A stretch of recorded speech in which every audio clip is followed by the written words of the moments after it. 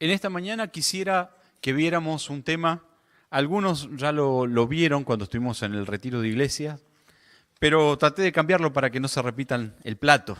¿eh? Aunque cuando la comida más o menos está buena, a uno le gusta repetir el plato, ¿no? Bueno, yo que soy goloso me pasa.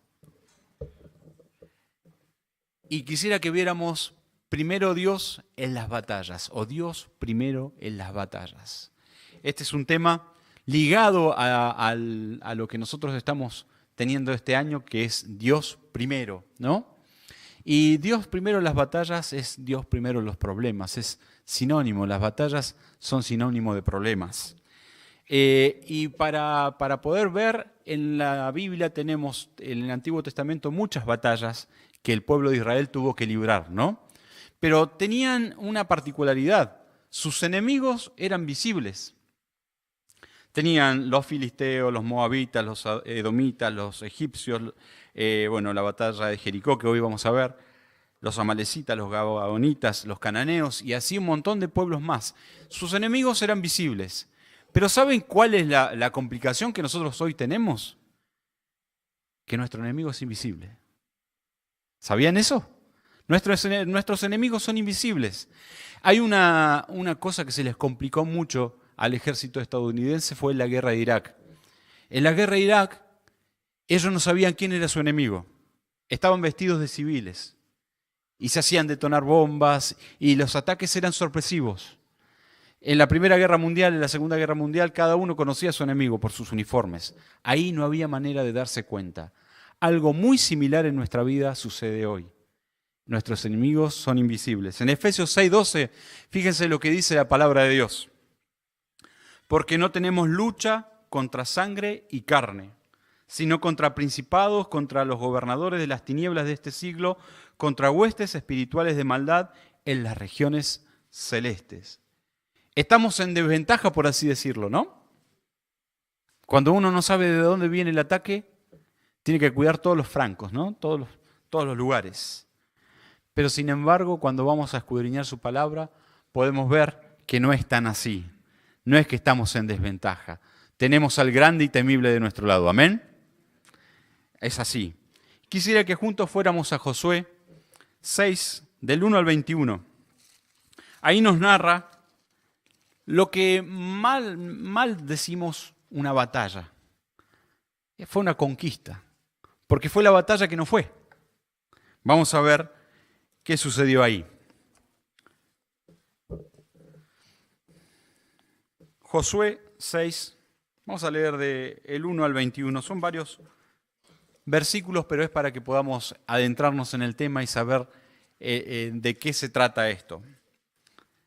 Dice, ahora Jericó está cerrada, bien cerrada, a causa de los hijos de Israel. Nadie entraba ni salía.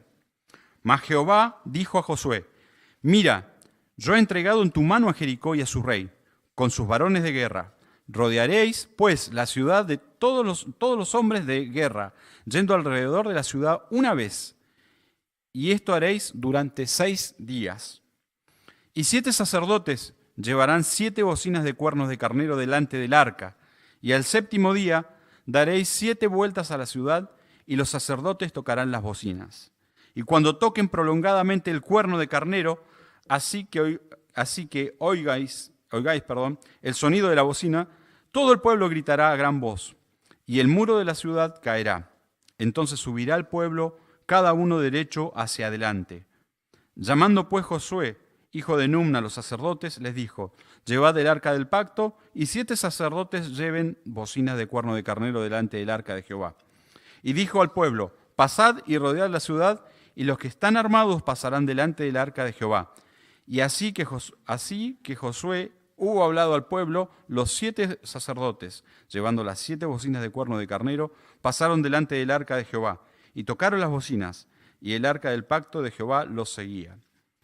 Y los hombres armados iban delante de los sacerdotes que tocaban las bocinas, y la retaguardia iba tras el arca, mientras las bocinas sonaban continuamente.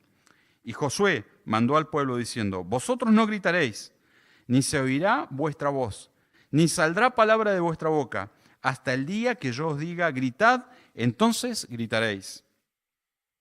Así que él hizo que el arca de Jehová diera una vuelta alrededor de la ciudad, y volvieron luego al campamento, y allí pasaron la noche. Y Josué se levantó de mañana, y los sacerdotes tomaron el arca de Jehová, y los 7 sacerdotes, llevando las 7 bocinas de cuerno de carnero, fueron delante del arca de Jehová, andando siempre y tocando las bocinas.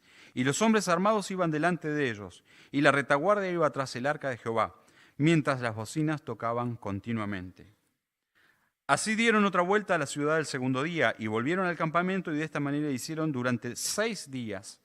Al séptimo día se levantaron al despuntar el alba, es decir, bien de temprano, ¿no? Y dieron vuelta a la ciudad de la misma manera 7 veces.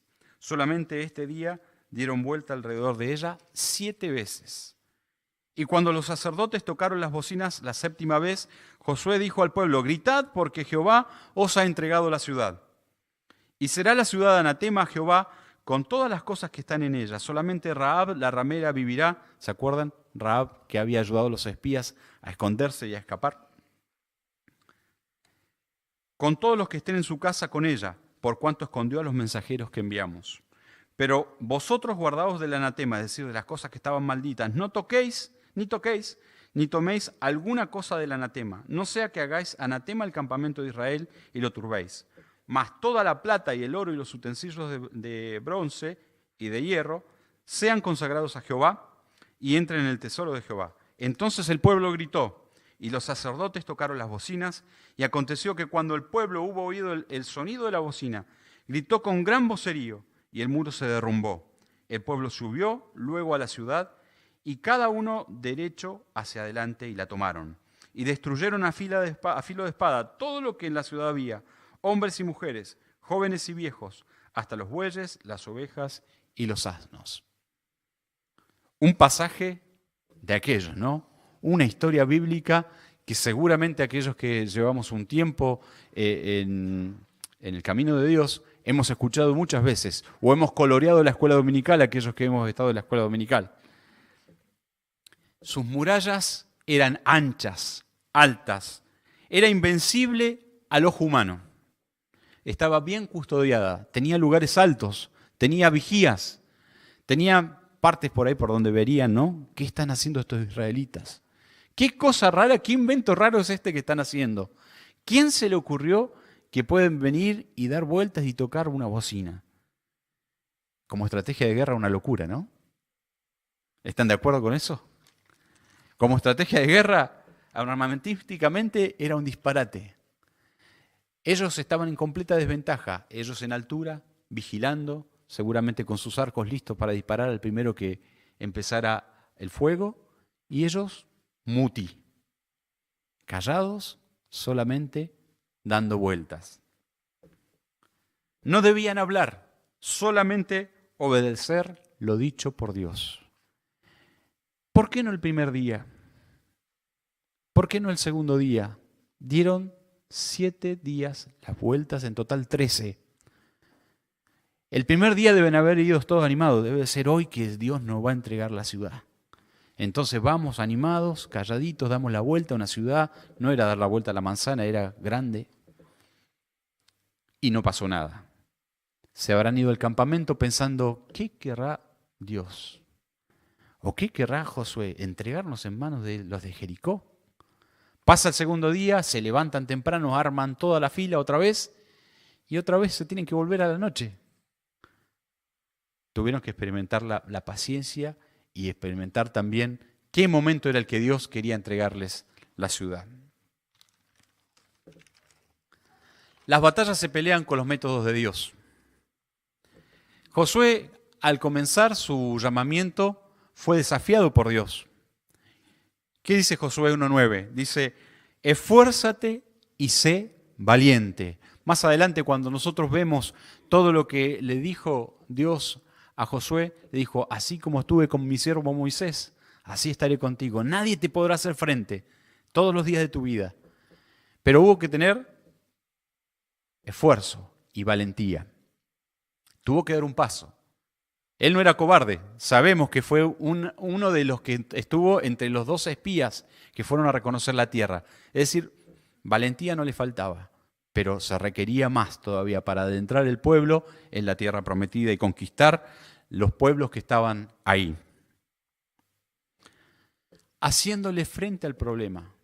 ¿Por qué Dios no, mejor dicho, dijo, quédense en el campamento, hagan una fiesta ahí, todos con trompeta, y griten desde ahí y les voy a tirar los muros de la ciudad? Jericó estaba ahí. Y había que ir y tomarlo. Muchas veces en nuestra vida también necesitamos determinación, necesitamos esfuerzo, necesitamos valentía. Dios va a obrar, pero el problema va a estar ahí. Y necesitamos hacerle frente. Y muchas veces nosotros nos vamos a sentir así. ¿Qué hacemos acá? Sin armas a simple vista, ¿no? O con armas que no puedo utilizar porque Dios me dice que no las utilice. Pero confiando en que la victoria es nuestra. Amén. Es nuestra la victoria. No por mis fuerzas, no porque pueda contra Jericó, sino porque Dios me promete victoria. Tal vez estás atravesando alguna situación en que tenés un enemigo grande, fortalecido, con murallas altas, impenetrables. Jericó significa ciudad de las palmeras, es decir, era un oasis en medio del desierto. Pero para conquistar ese oasis, primero tenían que hacerle frente. Muchas veces en nuestra vida sucede que antes de tener una bendición, antes de tener la victoria, para conquistar ese oasis, tenemos que estar atentos y queriendo conquistar aquella situación. Salmos 34:9 dice, muchas son las aflicciones del justo, pero de todas ellas las librará Jehová. El pueblo estaba acostumbrado un poco a ver la mano fuerte de Dios, pero ellos tenían que muchas veces quedarse de manos cruzadas y ver cómo Dios los defendía. Y muchas veces nosotros nos encontramos en diferentes situaciones problemáticas, aflicciones, y no sabemos para qué lado escapar. Sabemos que tenemos un Dios que no nos va a dejar, pero muchas veces dudamos. ¿Cuál es la manera de Dios? Elementos sencillos, trompetas, cuernos, gritos. Dios es un Dios de cosas sencillas. Muchas veces se nos predica de acontecimientos así grandes, ¿no? O esperamos que Dios haga cosas que nos dejen boquiabierto a todos. Y Dios muchas veces opera de manera sencilla. ¿Se acuerdan en Jueces 15:15 los que hemos visto la historia de Sansón? ¿Con qué mató a 10.000 hombres? Con una quijada. ¿Qué más simple que una quijada? ¿No? Un pedazo de hueso. Debe haber sido un animal muerto hace poco, no hace mucho, porque si fuera hace mucho se hubiera quebrado fácilmente. Pero era algo sencillo, algo a la mano, algo que encontró en el camino. Por eso Dios obra de esta manera. Y hubo un orden, y este orden me encanta verlo y sacar una enseñanza de esto. ¿Qué les había dicho? 7 sacerdotes. 7 sacerdotes. El 7 en la Biblia significa perfección, o está ligado a la perfección. 7 sacerdotes. ¿Qué significa el sacerdocio? ¿Se acuerdan qué función cumplía el sacerdocio? Restablecer la comunión entre el pueblo y Dios. Es decir, debía haber comunión primero, la comunión iba adelante. Luego, ¿qué le seguían? El arca del pacto. ¿Qué es el arca del pacto? ¿Qué simbolizaba? La presencia misma de Dios residiendo en el pueblo. Y tercero, ¿qué dirían? Los soldados armados. El pueblo preparado para el triunfo. Es un esquema tripartito, ¿no? Primero, la comunión con Dios. Segundo, la presencia de Dios morando en el pueblo. Y tercero, un pueblo preparado, esperando el triunfo de parte de Dios. Con nosotros pasa lo mismo para poder batallar, para poder tener éxito en las batallas. En Juan 15:5 vemos que dice que separado de mí, nada podéis hacer. ¿Quién dijo esto? El Señor Jesús. Yo soy la vid, vosotros los pámpanos, mi Padre es el labrador. Eso es lo que dice el pasaje, ¿no? El que permanece en mí y yo en él, este lleva mucho fruto, porque separados de mí nada podéis hacer. Es que el pueblo separado de Dios tampoco iba a poder hacer mucho. Vemos que el pueblo, cuando se separó de Dios, fue castigado. Y sus enemigos prevalecían contra ellos. ¿Qué situación estamos pasando muchas veces en nuestras vidas? Que vemos que el enemigo arrecia contra nosotros. Y pareciera que no podemos hacer nada. Revisemos lo primero. Dios primero. La comunión con Dios primero. Segundo, la presencia de Dios morando en mi vida. El Espíritu Santo de Dios. Es la guía. En Juan 16:13 dice el Señor Jesucristo refiriéndose a la venida del Espíritu Santo. Pero cuando venga el Espíritu Santo de verdad, Él os guiará a toda verdad. Necesitamos su guía. Necesitamos su presencia en nosotros. Y lo tercero, un soldado preparado. Ellos iban con sus armas, no tenían que pelear, hasta que gritaron, pudieron entrar, y ahí adentro, sí, a filo de espada, hicieron lo que Dios había dicho. Dieron muerte a todo. Parece muy crudo, ¿no? Parece muy crudo no tener compasión ni de los niños, de los adultos, de las mujeres, de los animales. Era un pueblo muy pecador. Era un pueblo que a sus hijos los hacían pasar por el fuego en sacrificio al dios Moloch. ¿Por qué tenían que raer todo? Porque ustedes saben que desde chico uno mama lo que está en el hogar. No es muy separado. Dice un dicho popular que no está en la Biblia, pero muy acertado. El fruto no cae muy lejos del árbol. Y es así. Mire a su hijo y se va a dar cuenta que es muy parecido a usted, que son muy parecidos a nosotros. El soldado tenía que estar preparado. Y podemos encontrar que nosotros también somos comparados como soldados. En 2 Corintios 10:3 dice, no militamos según la carne, pues aunque andamos en la carne, no militamos según la carne. 2 Timoteo 2:4 dice, ningún soldado que milita se enreda en los negocios de la vida a fin de agradar a quien que lo tomó por soldado. ¿Se dan cuenta que tenemos que estar preparados? No es una batalla como las de antes, épicas, con lanzas, con cuernos. Ninguno de nosotros va a andar trayendo un chaleco acá antibalas.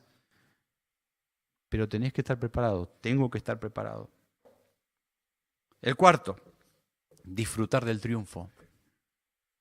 Gritad porque Jehová os ha entregado la ciudad. En Éxodo 15, 2 al 4 vemos un cántico que tuvo Moisés y María después de haber cruzado el Jordán. Jordán en hebreo significa muerte. Habían pasado la muerte. Dios los habría librado de la muerte. Podemos leerlo, dice, Jehová es mi fortaleza y mi cántico, y ha sido mi salvación. Este es mi Dios y lo alabaré, Dios de mi Padre y lo enalteceré.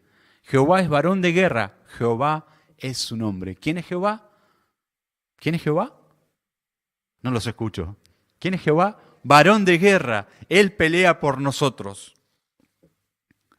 Josué 10:8 dice, no tengas temor de ellos, porque yo les he entregado en tu mano y ninguno prevalecerá contra ti. Esta es otra conquista.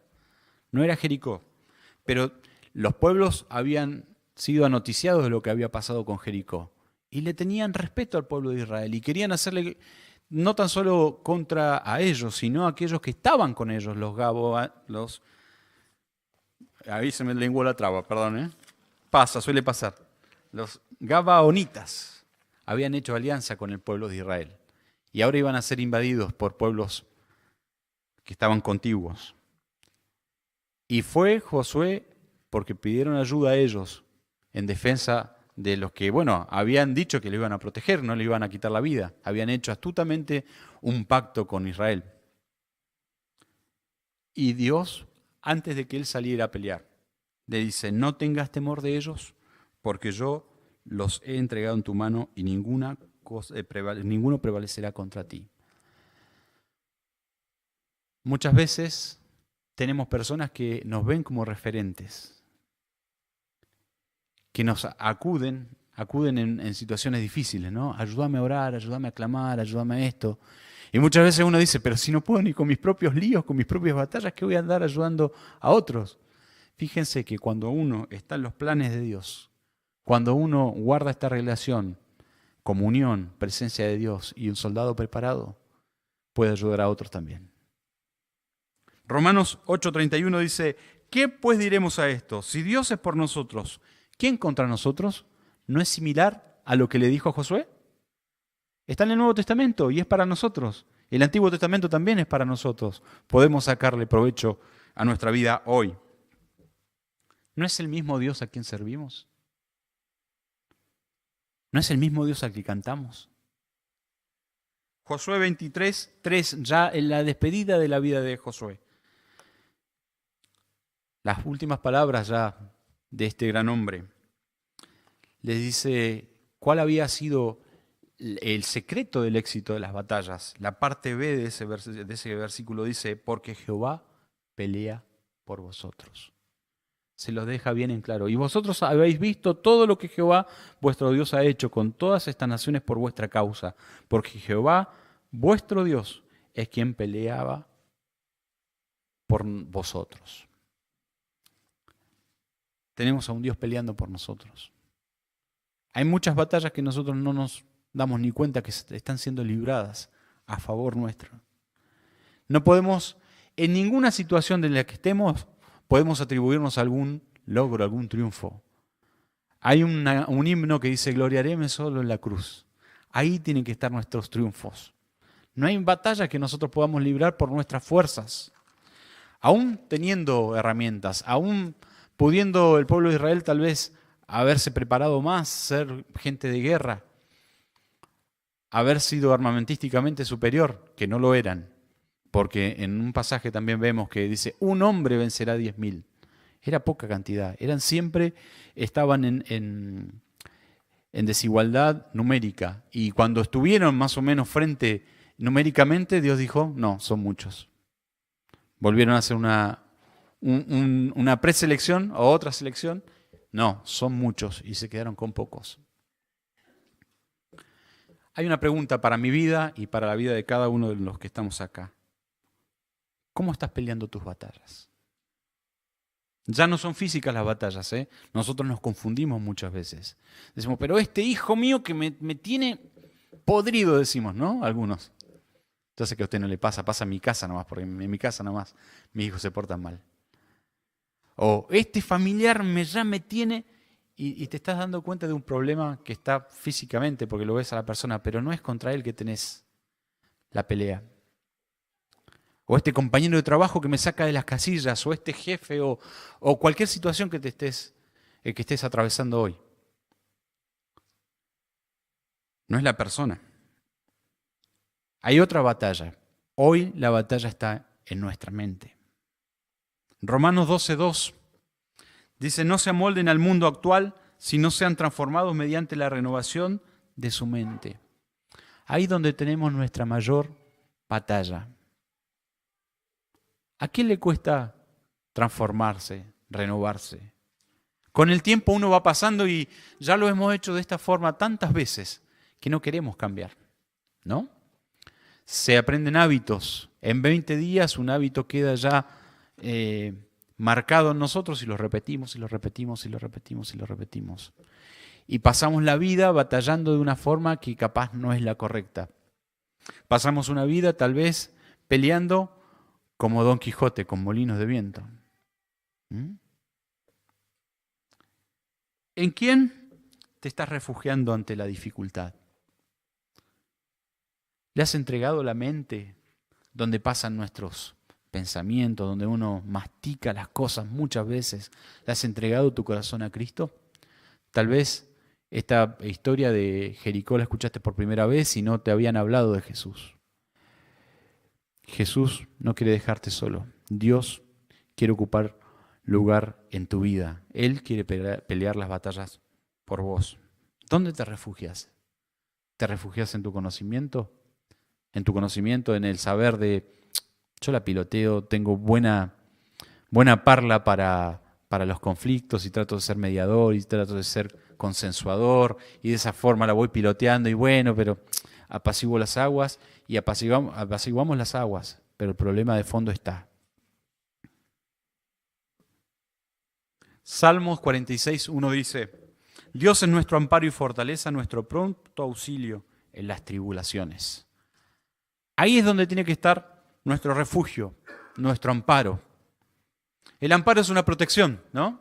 ¿Se acuerdan cuando fue lo del corralito? Llovían los amparos, ¿no?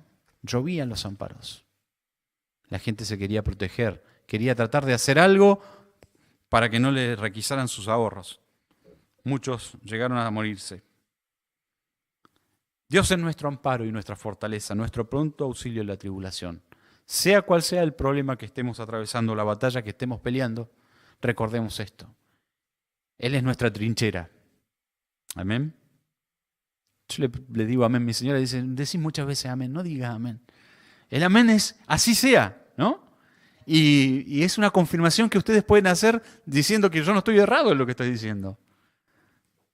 ¿O estoy errado? Amén. Es un juego de palabras, guarda. ¿Cómo estás parado frente a tus batallas? ¿Con miedo? ¿Con cobardía?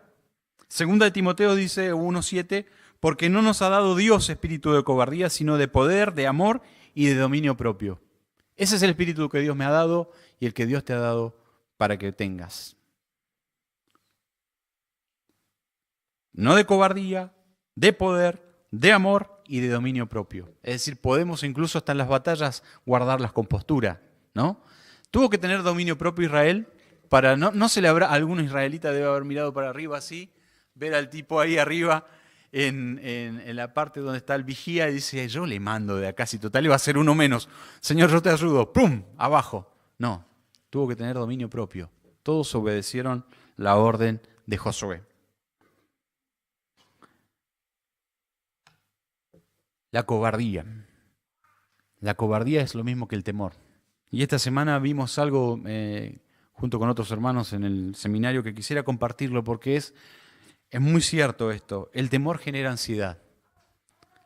La cobardía genera ansiedad. Temor, cobardía es muy similar. ¿Y sabe qué? Tiene algunas cosas que produce la ansiedad y que produce el temor.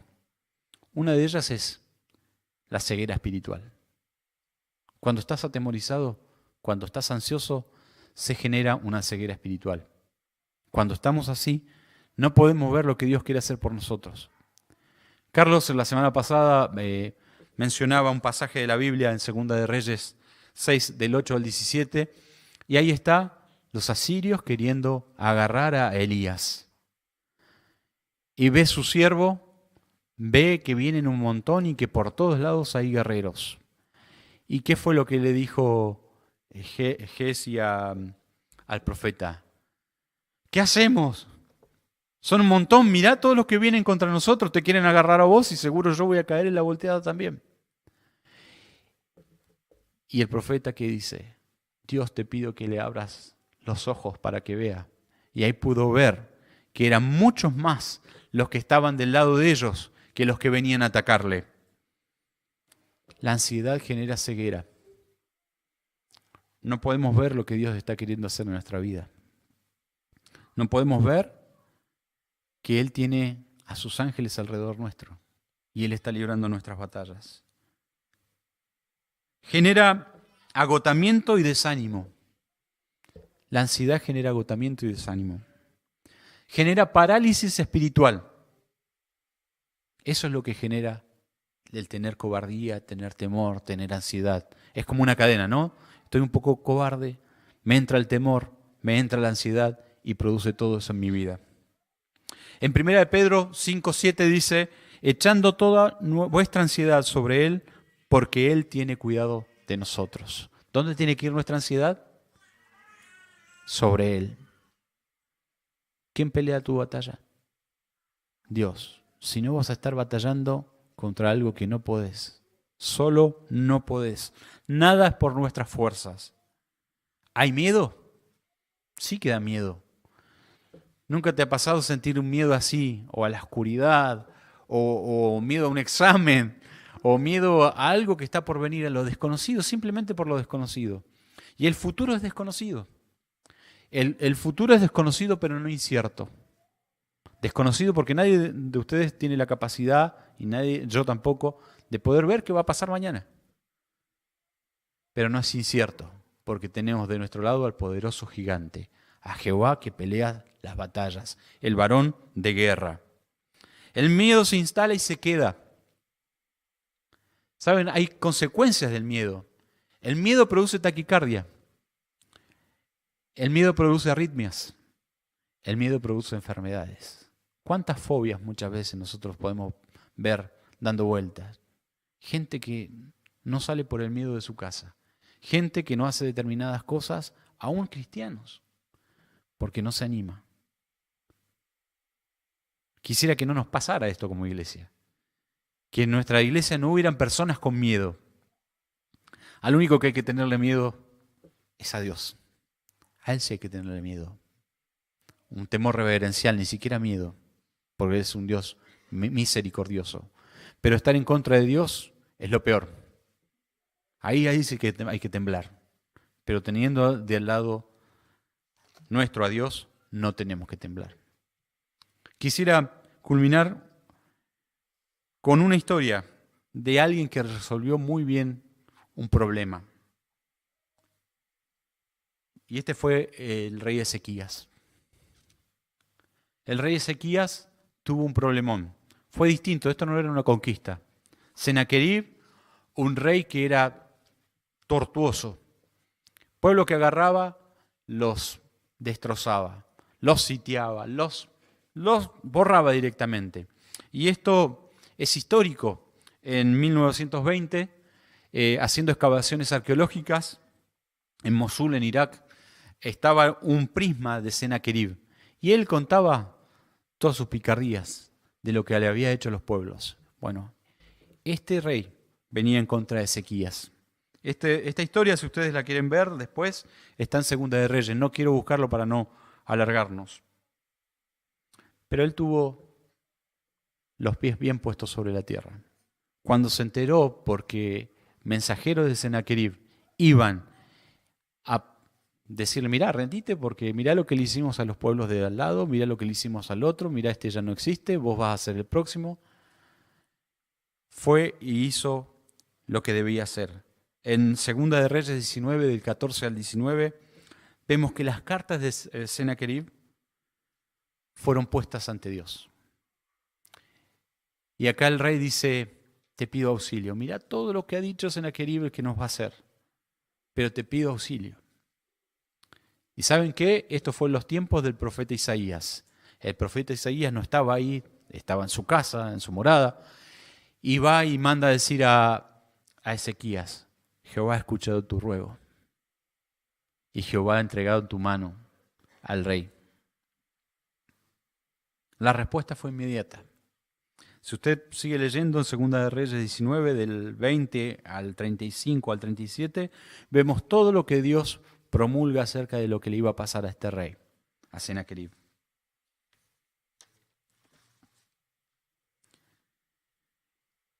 El argumento de este rey Sennacherib era que no iban a poder. Es decir, conducir al temor, conducir a la cobardía, conducir a la ansiedad, al qué hago. ¿Cómo estás peleando tus batallas? Necesitas tal vez en esta mañana poner tu problema delante de Dios y pedirle, Señor, mira, todo esto es contrario a mí.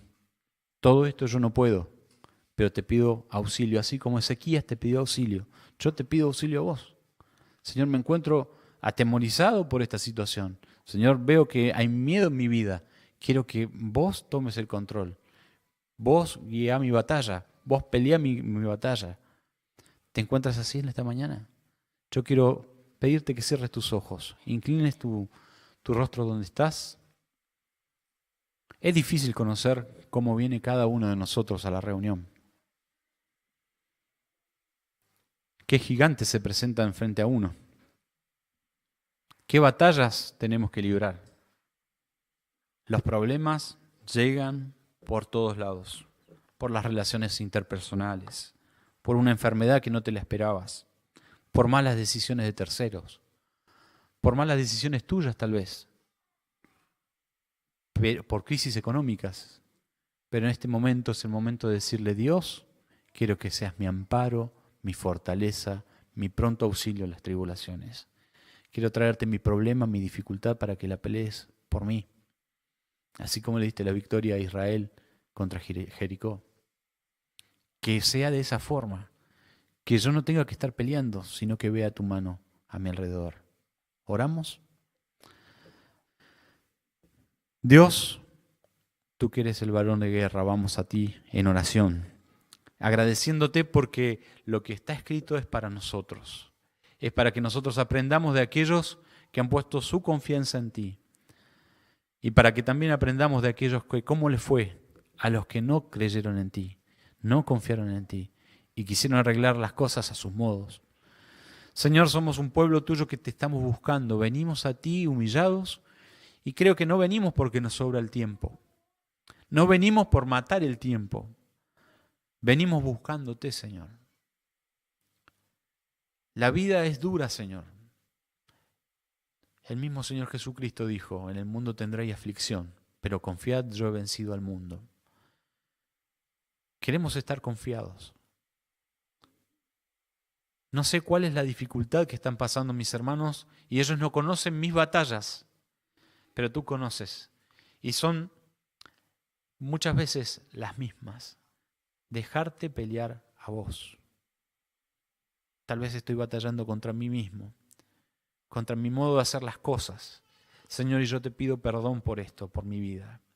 Porque muchas veces me encuentro contra molinos de viento y no confiando en ti. Señor, y te pido que bendigas a cada persona que está acá. Ha venido con problemas, con dificultades, o tal vez está pasando un tiempo donde está disfrutando del triunfo. Y te agradecemos y te damos la gloria a ti por el triunfo. Pero si no fuera así, Señor, queremos ver tu mano en la batalla. Ese Dios que se valió de cosas sencillas. Ese Dios que no le importó que para los que están viendo fuera una locura el no defenderse. El no hacer nada, dar vueltas. Algo simple, pero emprenderse en marcha, ponerse en marcha. Señor, que esta iglesia se ponga en marcha. Que deje sus miedos. Que deje de confiar en sí mismo. Que este lema que tenemos para este año no sea, que no quede en la pared, que no quede en los trípticos, que no quede solamente en las canciones, que quede, Señor, plasmado en nuestro corazón. Dios, has dado insuperables veces, innumerables veces, tu muestra de que eres un Dios todopoderoso y que estás al lado nuestro. Una vez más te pedimos la victoria en nuestras batallas. Y que podamos entender de que de ti proviene la fuerza, de ti viene el poder, de ti viene la victoria. Dios, danos el triunfo. No importa cuándo tengamos que esperar. 1 día, 2 días, 7 vueltas, 13 vueltas. Las vueltas que nos tengas que dar, Señor, hasta aprender que vos sos el que pelea, no nosotros. Hasta que nos despojemos y nos demos cuenta que solamente tenemos que estar preparados. Señor, que esta iglesia sea una iglesia preparada. Una iglesia que tenga armas espirituales, no carnales. Armas para defenderse en este momento de la vida donde la batalla es totalmente de la mente. Todos los días tenemos bombardeos, Señor, a nuestro pensamiento, a que las cosas que tu palabra dice están erradas. Aunque sean verdad, la gente lo niega. Señor, en este momento que nosotros tenemos que estar bien firmes para batallar una batalla que es espiritual, entre la vida y la muerte, a favor o en contra del aborto, por ejemplo. Señor, te pedimos que nuestra mente esté renovada y no amoldada al mundo. Señor, que podamos poner nuestra boca en alto y decir lo que pensamos, que estamos a favor de la vida porque eres un Dios de la vida. Dios, hay batallas que se nos vienen y van a ser muy complicadas, pero queremos, Señor, que tu iglesia esté firme, confiando en aquel que da el triunfo. Te lo pedimos, te lo rogamos y confiamos que será así, porque tú escuchas nuestras oraciones. En el nombre del Señor Jesús. Amén.